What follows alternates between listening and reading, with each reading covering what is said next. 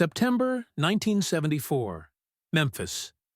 Elvis Presley has just rolled into Graceland after a grueling tour. Eyes shadowed, shoulders heavy, words stuck behind a clenched jaw. Inside, Lisa Marie, now in third grade, sits so quietly you'd hear a pin drop. The sparkle has dimmed from her smile. Priscilla suggests a simple afternoon treat: a ride with the nanny to the roadside cafe for ice cream. No cameras, no fanfare. Just a chance for a little girl to remember what it feels like to laugh. What should have been an ordinary sugar rush becomes anything but when whispers turn to sneers, and a trio of careless young servers questions her proud confession. "My dad's Elvis Presley," with mocking laughter. In that moment, midsummer light feels colder than Reunion Tower's floodlights, and nothing will ever seem the same. Let us know where you're watching from, and we hope you enjoy the story. The afternoon sun had dimmed behind a bank of clouds by the time the nanny's Chevrolet stopped in front of Mel's Diner on Lamar Avenue. The neon open sign buzzed above rain-spotted windows, and a single red booth by the front door held the promise of a brief, ordinary escape. A bowl of chili, a tall mug of cola, maybe a scoop of ice cream afterward. Inside, the linoleum floor was scuffed from 50 years of flip-flop sandals and bowling shoes. The Formica tabletops bore the faint outlines of half-hearted love notes scratched into the grain. The air smelled of sizzling hamburger grease and stale cherry pie. 6-year-old Lisa Marie Presley climbed out of the back seat, tugging at the skirt of her simple blue dress. No tiara, no rhinestones, just a pair of worn white sandals and a yawning shyness that made her seem smaller than she was. Priscilla's idea had been perfectly innocent. "Go on, baby. Play in town for a while. Get some sun and some ice cream. Just be a kid."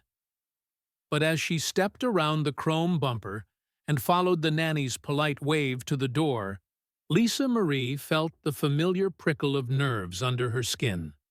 They settled into a booth near the window, where the glare of headlights from passing cars pooled in puddles along the sidewalk.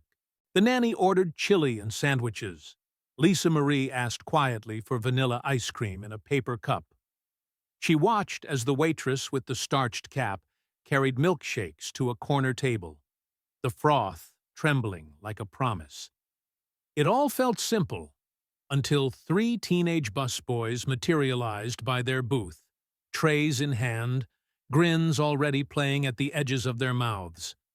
The tallest one leaned over. His name tag read Bobby. His voice carried easily over the hum of the restaurant. "Hey, kid, what's with the long face? You waiting on someone special?" He raked a look from her sandals to the swing of her dress. She flushed and shook her head. The word princess hovered in her throat, but she pressed her lips together and whispered, "My name is Lisa." Her voice was soft, improbable in a place this loud. The second boy, Vinny, snorted. He set a stack of plates on the table's edge with a clang. "Sure, Lisa.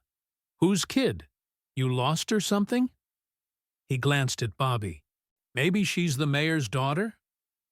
At that, the third boy, Jimmy, laughed so loudly the ketchup bottle jumped on the table.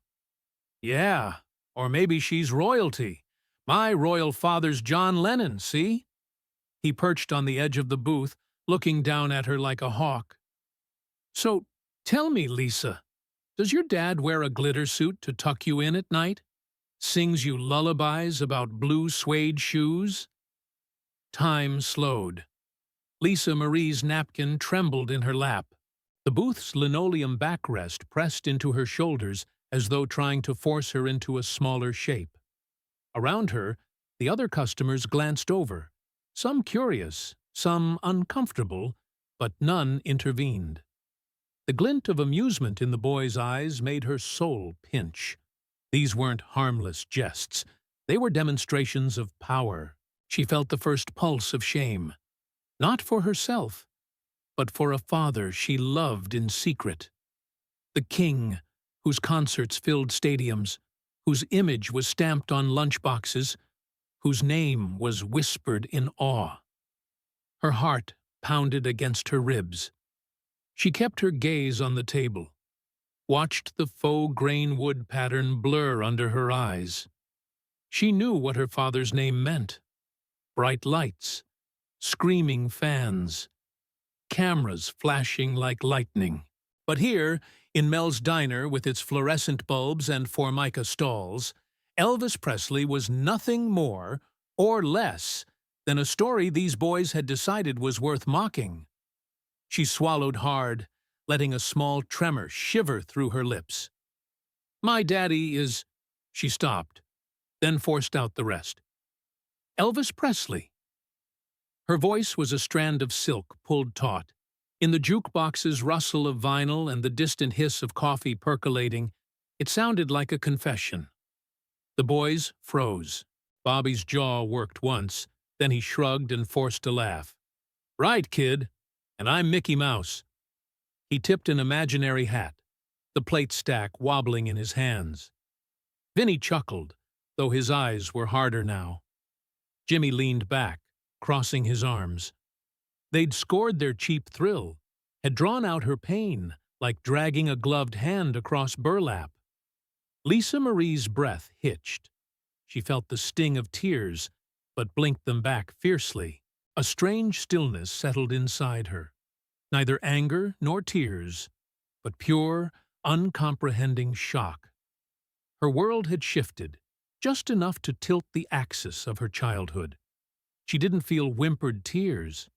She felt her own self fragmenting, the safety of her father's name dissolving in a stew of teenage bravado. The server finally swept past, asking for table 8. No one offered to help her. The jukebox clicked to the next song, an upbeat shuffle that grated against the taut space around her. The sound cages her inside her own mind, a swirl of red and white stripes, of chipped mugs, of voices that didn't belong to her. She wanted to vanish, to be anywhere but here. But the edges of that moment, gray linoleum, buzzing neon, a trio of smirks, seared themselves into her memory. She pressed her palms against her skirt, rose from the booth so quickly the napkins slid off her lap. Without a word, she crossed to the door, heels clacking on the tile. The pavement outside was slick, the night air cool on her cheeks. The nanny's hand closed gently around her elbow, guiding her toward the car. No questions asked. As the Chevrolet pulled away, Lisa Marie stared back at the glowing diner sign, so ordinary it might have been anywhere in America. Only this night would haunt her far beyond childhood. A reminder that a name carried weight, and that even legends cast invisible shadows, long enough to chill the heart of a little girl simply seeking ice cream and a moment of calm. The midday sunlight glinted off the chrome door handles of the nanny's Chevrolet as it rolled to a stop beside Mel's diner. Inside, the buzz of conversation had swallowed the ripple of tension that clung to Lisa Marie's shoulders. She nursed the last spoonful of her ice cream, swiveling on the vinyl seat as though trying to catch her breath.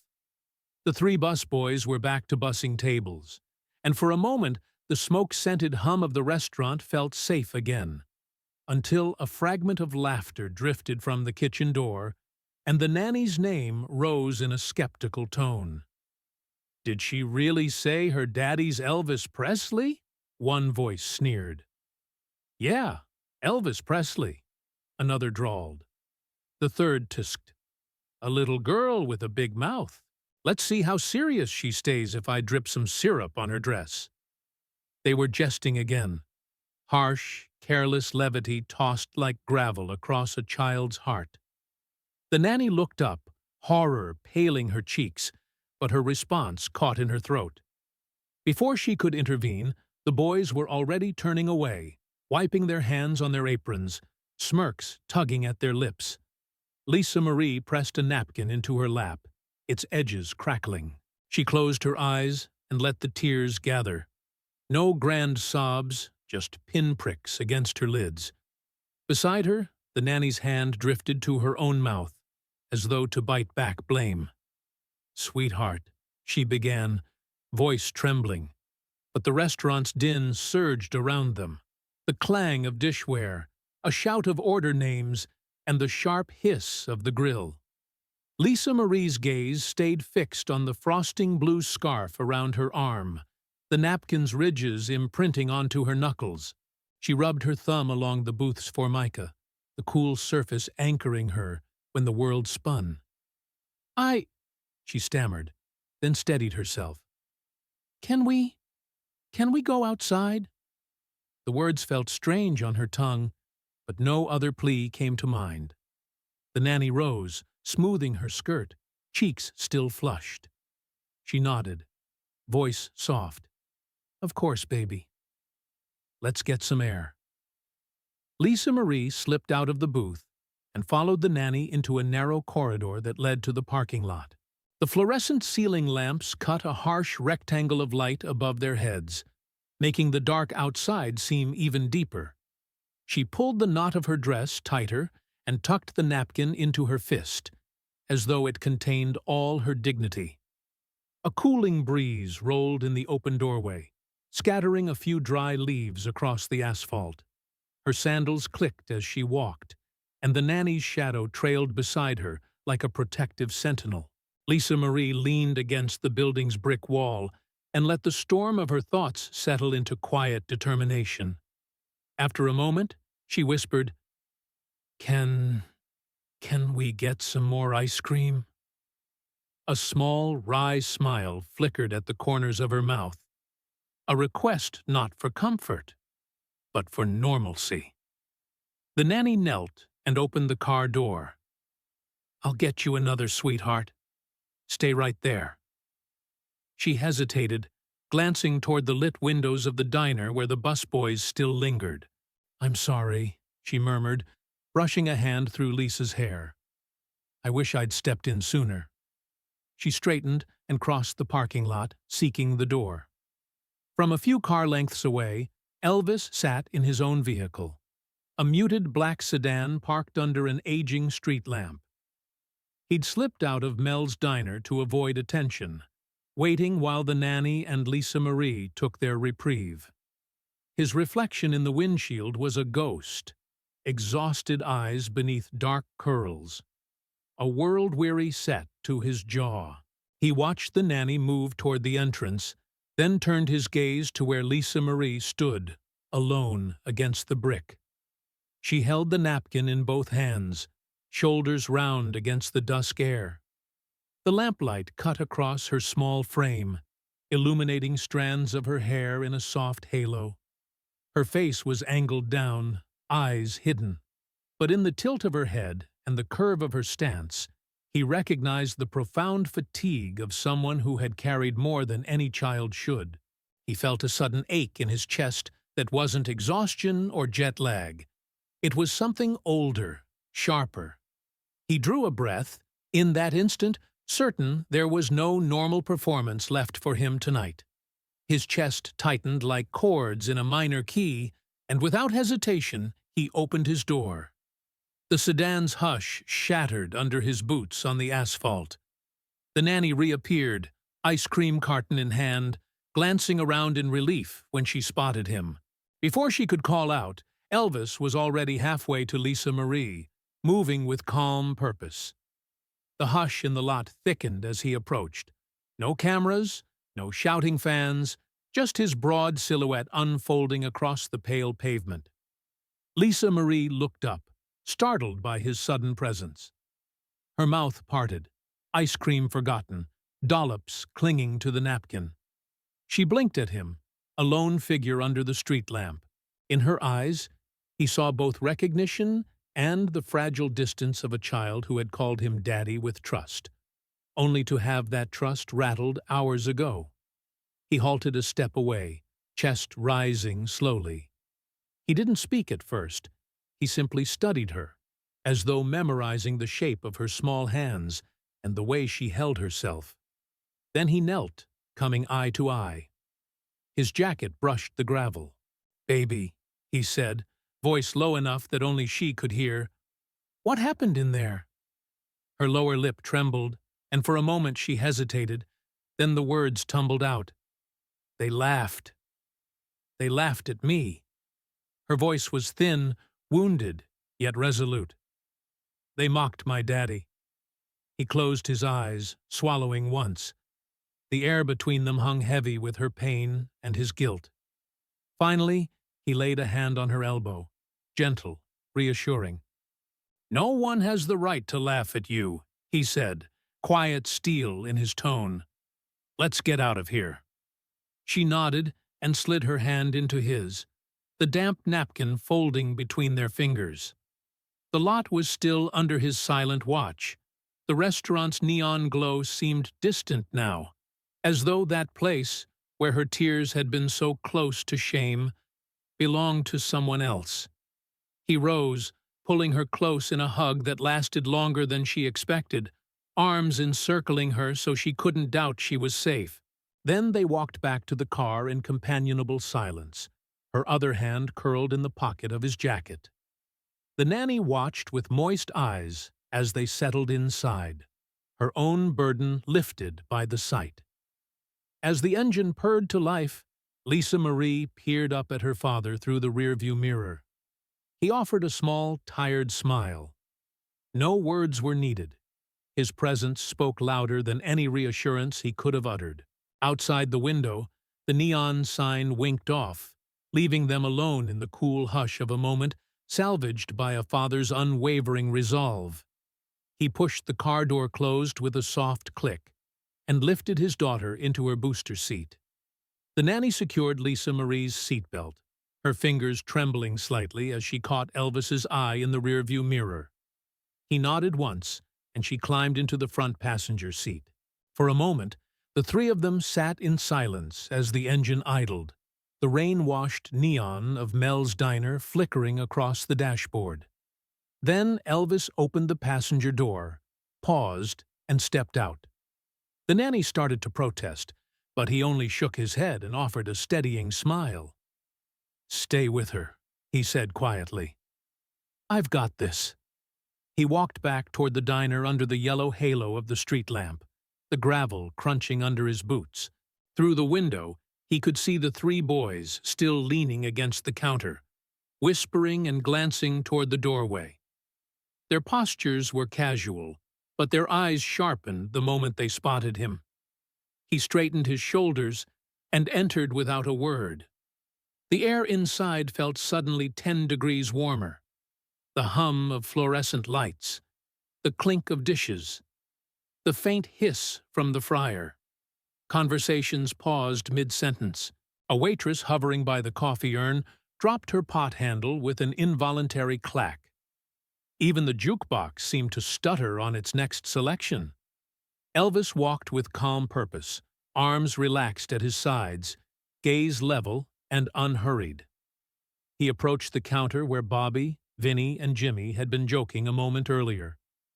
Bobby froze with the sugar dispenser halfway to his mouth. Vinny's mop of unruly hair shifted, as though he'd turned too fast. Jimmy's smirk faltered, eyes widening. Elvis stood before them, not towering, but solid, like a statue carved from midnight. He gave them one slow look, turning his head from one face to the next, letting the silence stretch between them until it hummed. Finally, he spoke. His voice was low but carried easily across the tile floor. "Gentlemen," Bobby swallowed, blinked. "Elvis Presley," he said, as if testing the name on his lips. Jimmy snorted. "Yeah," Elvis said, nodding. "You know who I am." A snare of tension crept into the muscles of their necks. Elvis took a step closer, stopping just beyond arm's length. "Do you recall what you said to my daughter?" All three boys shifted on their feet, searching one another's faces for an answer. Bobby blinked again. "We were just messing around, sir." Elvis's gaze flicked to the spilled drops of melting ice cream still smeared near their feet. Messing around. You think it's funny to make a child of 6 feel small? You think because of my name, you have a right to mock her? Vinny's jaw worked, but he didn't meet Elvis's eyes. Jimmy tugged at the collar of his shirt, an uneasy tick. What? What should we do, sir? Bobby said with forced deference. Elvis knelt smoothly onto one knee, bringing himself level with Bobby's eyeline. He laid a hand gently on the counter's edge, then leaned in. A joke is something everyone laughs at together. When someone stands with tears, feeling alone, it's not a joke anymore. It becomes something cruel. He straightened, reached into his jacket pocket, and pulled out a crisp $20 bill. He laid it flat on the counter. Your manager will be by soon for the check. Leave this on my daughter's booth. Think of it as a reminder. Kindness costs nothing, but cruelty can cost a lot more than money.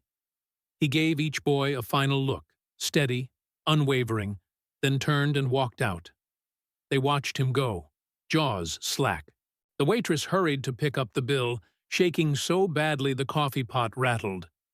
No one spoke. The din of the kitchen resumed in nervous stutters.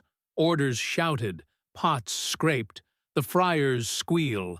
Yet the corner of the restaurant where Lisa Marie had sat felt sacredly empty. The air cleared of scorn. Outside, Elvis paused under the streetlight. The air was damp and cool, wrapping around him like a cloak. He stayed there only a moment before returning to the car. The nanny's face was etched with relief, and something more. Gratitude. Awe. Lisa Marie turned in her seat, eyes still red-rimmed but bright with something like pride.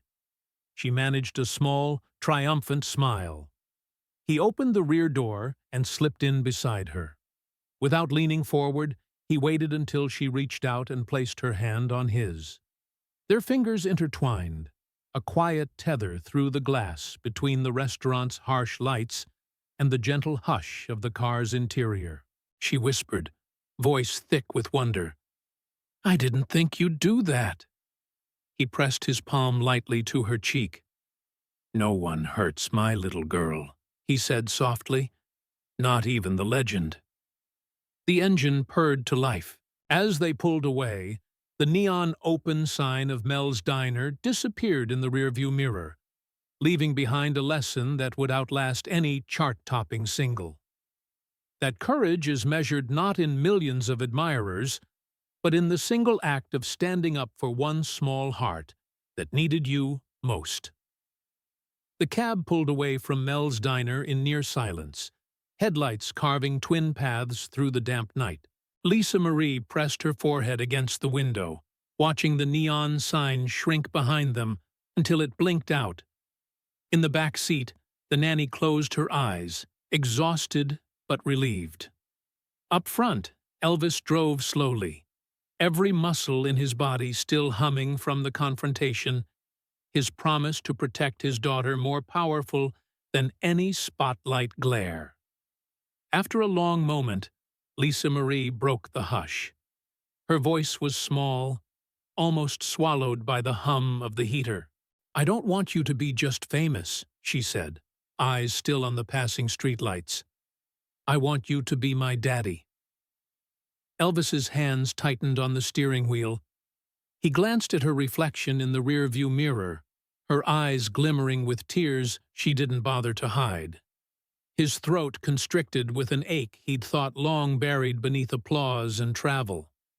He didn't answer right away. Instead, he slowed the car to a crawl as they turned onto the long driveway of Graceland, the mansion's columns looming in silhouette against the night sky. They parked near the guest wing entrance. The nanny opened her door and helped Lisa Marie climb out. Elvis stayed behind the wheel, breathing in the night air through the open window, letting the coolness chase away the heat of anger and shame that had chased him since the diner. Finally, he reached into the glove compartment and pulled out a single, slightly crumpled cocktail napkin he'd borrowed from the diner's bar. He stepped out of the car, napkin folded in his palm, and knelt beside Lisa Marie. She looked up, her lower lip trembling as she brushed a stray curl from her face. The nanny hovered respectfully at a distance, granting them a small island of privacy beneath the portico light. Instead of words, Elvis unfolded the napkin and handed it to his daughter. Her small fingers opened it carefully, and her brow furrowed lightly as she read the message scrawled in his handwriting. "For my little girl, I'll always listen, without the music. Love, Daddy." She blinked, studying the words, her mouth forming a silent "oh" of wonder. He whispered, "That's what I'm thinking when you're quiet, when the world presses in." His voice caught. "I'd rather skip 1,000 shows than miss one moment with you." She pressed the note against her heart, eyes bright. "Can I keep this forever?" He smiled, the corners of his eyes crinkling. "Forever and always." He rose, dusting gravel from his jeans, and took her small hand in his. The nanny closed the door quietly behind her, giving them the last steps of the walk to themselves. They passed beneath the grand archway where Junior had waited on so many returns. Only tonight there were no cameras to greet them, just the hush of the iron gates closing softly behind the Chevy. Inside, the foyer was dim, the chandelier unlit, its crystals still trembling from the foyer's distant echoes. Elvis led Lisa Marie up the broad staircase, each footstep cushioned by the red runner. At the top, he paused before her bedroom door. Light from her nightlight spilled out in a narrow rectangle. He opened it, and she stepped inside, leaving him on the threshold like a man torn between two lives. She walked to her bed and placed the note on the bedside table, picking up her teddy bear and clutching it to her chest. The evening's tears had dried, leaving behind a resolute calm. She looked back at him. "Will you tuck me in?" He crossed the room, smoothing the covers around her and brushing her hair back from her forehead. "Always," he said, voice steady. He sat on the edge of the bed, guitar in hand. Not the rhinestone-studded stage guitar, but his old acoustic, worn at the sound hole from years of practice. She peered up, curiosity mingled with sleepiness. "Are you going to play?" He held the guitar upright, but didn't strum. Instead, he laid it across his lap and opened his arms. "Not yet. Tonight, I just want to sit with you." She crawled into his lap, small arms looping around his neck. He held her tightly, rocking slightly. The guitar rested against the bedpost, silent.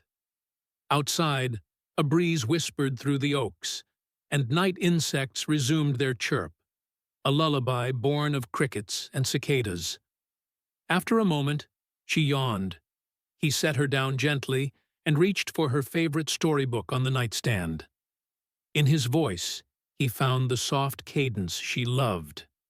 As he read, she drifted into sleep, her small frame rising and falling beneath the duvet. When the last page was done, Elvis closed the book and stood. He stepped to the desk beneath the window, where a blank journal lay waiting. Opening the napkin again, he smoothed it beneath the journal's cover and flipped to a clean page. With the same pen she'd used to write her plea, he scribbled a single line.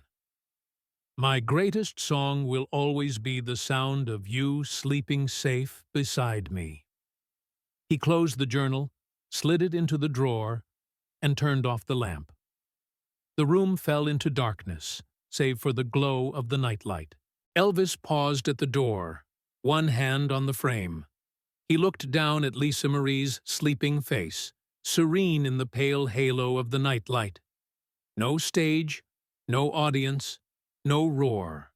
Only the quiet presence of a father who had finally learned that the sweetest applause is the one heard in a child's steady breathing.